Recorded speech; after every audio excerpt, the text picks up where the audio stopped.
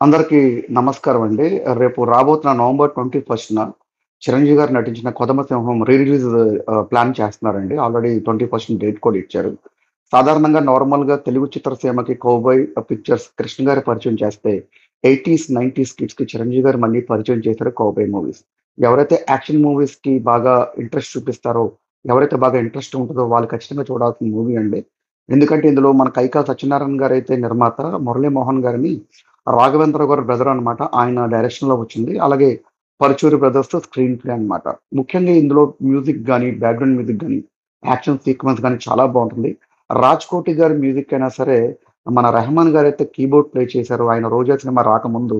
కాబట్టి మీరు వీలుంటే రేపు 21న మీరు మూవీ చూడండి. ఆనందించండి. ముఖ్యంగా చిరంజీవి గారి గెటప్ గాని, యాక్షన్ సీక్వెన్సెస్ గాని 'నభూతో నా భవిష్యత్తుగా' ఉంటుంది. మీరు కూడా వీలుంటే ఆ యొక్క రీ రిలీజ్ సినిమా చూడండి. ఎంజాయ్ చేయండి. Thank you for watching.